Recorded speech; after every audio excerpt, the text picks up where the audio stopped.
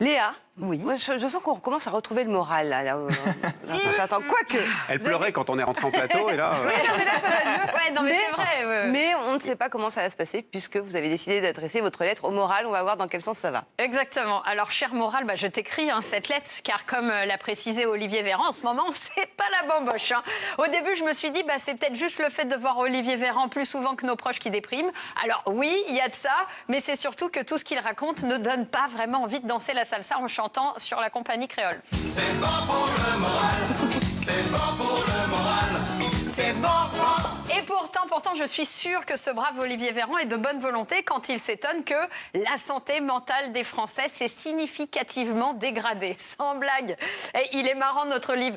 Lui, tous les jours, il nous sort des 32 000 nouveaux cas, des 400 décès, des intubés, des étudiants en détresse, des confinements, des couvre-feux, des attestations dérogatoires. Et à la fin, il fait...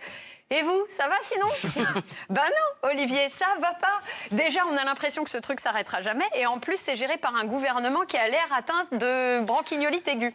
Alors, on se dit qu'on a... on n'a pas le rond sorti des cuisses. Oui, petite contrepétrie pour éviter l'expression « on n'a pas le cul sorti des ronds », ce que je trouvais un peu vulgaire. Perso, moi, ça me regonfle pas à bloc de me dire que le Premier ministre qui va nous sauver de la crise n'a d'honneur que le doigt. Tu vois, et que celui qui va sauver nos enfants et tous les étudiants est aussi membre de la famille Adams. Vous aviez remarqué cette ressemblance évidente? Oh là là, fallait la chercher Avec celle-là. Blanquer, elle est pas mal. Bon, ça met pas forcément une pêche d'enfer, mais c'est pas mal. Disons le cher moral, 2020 pour toi, c'est comme toutes les autres années pour le Beaujolais, un cru tout pourri. Voilà, comme quoi on n'a pas le cru sorti des ponces. Une deuxième pour le kiff.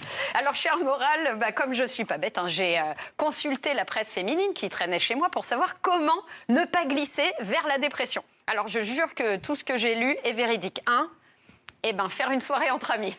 Super. Manifestement, un article pré-confinement. 2, prendre le soleil. Top. Un article pré-confinement et pré-hivernal. 3, faire du yoga. Bon, là, c'est de ma faute. Je suis allée voir les influenceuses qui font du yoga. Bilan, elles sont toutes bien belles, bien souples et bien gaulées dans des leggings bien moulants. Donc, j'étais bien déprimée. 4, méditer. Donc, penser à rien. Alors, j'ai essayé de penser à rien, mais quand j'ai réalisé que penser à pas penser, c'était déjà penser, je me suis dit qu'il fallait que je pense à arrêter de penser. Donc, comme je pense... 5, utiliser la pensée positive. Vous voyez, et se dire qu'il y a toujours pire. En gros, voir le verre à moitié plein plutôt qu'à moitié Covid. Alors, ça marche surtout avec mon lit, en vrai. Parce que si je vois mon lit à moitié plein plutôt qu'à moitié vide, c'est nul. Parce que dans les deux cas, je dors sans personne et sans morale. Mais si je vois mon lit à moitié plein plutôt qu'à moitié Covid... là, c'est intéressant. Voilà, faut toujours voir le bon côté des choses. Par exemple, on a le moral dans les chaussettes, mais il y a pire. Il y a ceux qui ont le moral dans les chaussettes et les chaussettes dans les claquettes. Ça, c'est dur. Pareil, en ce moment, on a le moral en berne, certes, mais on pourrait aussi avoir le moral de Stéphane Bern. Et vu les chiffres d'audience de son émission sur Europe 1, on n'en a pas trop envie. Donc, pour retrouver le moral, rien ne vaut une petite blagounette. Isabelle, David, Jules, Mathieu, vous êtes prêts? Monsieur et madame, regarde pas. Monsieur et madame, attention, Cœur ont 2 enfants. Je vous la donne, David et Abby. David, Abby, Cœur. Vous voyez?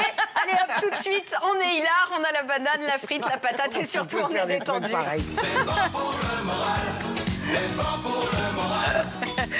Voilà. Merci Léa.